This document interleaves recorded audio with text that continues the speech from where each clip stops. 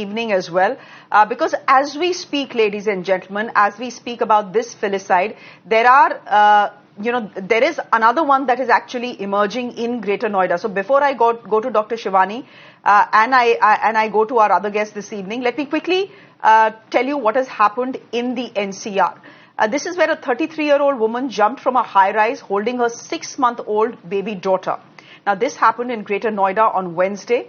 Both the mother and the infant died on the spot.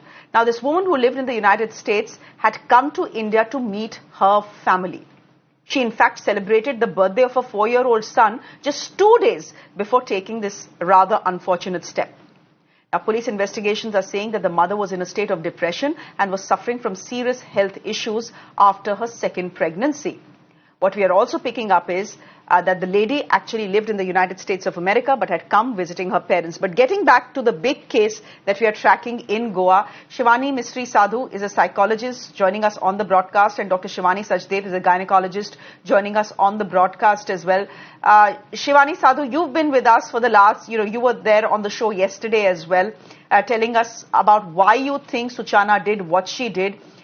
Then does it come as a surprise to you at all that she is being non-cooperative, that she has shown no remorse, that investigators are flummoxed, A, by her intelligence and by the fact that she seems to be displaying absolutely no emotion?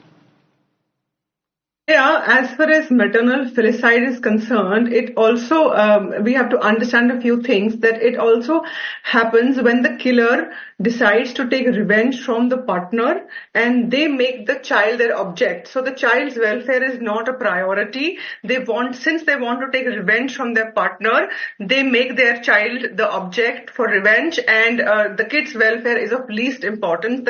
The child is an object for them rather than a human being.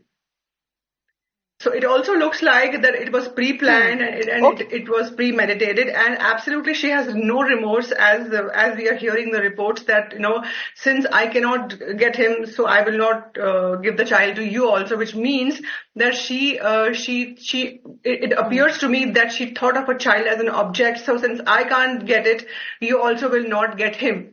So in whatever manner, so I think she was not happy with the court's verdict, and plus she also wanted to own the child fully, which the court didn't allow. So maybe she sees as a reason to kill the child for whatever reasons.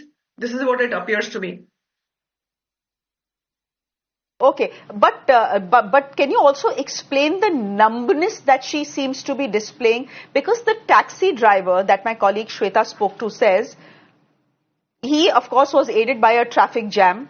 He brings her to the police station. She sees the police station and she doesn't react. This is something that surprised the taxi driver as well. You would have expected some sort of reaction, some sort of emotion from the woman who knows she has committed a crime and is now standing in front of police station. So there was no emotion, no reaction there. No emotion, no reaction in the last 72 hours that she has been in the Goa police. Is this because you have trained your mind into a state of numbness that nothing, what more worse can happen? I've lost my child. Isse bura kya ho sakta hai? See, lack of accountability also comes from the fact that you don't feel that I did anything wrong. So if you don't feel you did anything wrong, so the question of remorse, I feel, doesn't arise. And I feel this is not coming from the point of anger. However, it's still difficult to establish that despite rage and desire for revenge is not sufficient to explain why she killed her own child.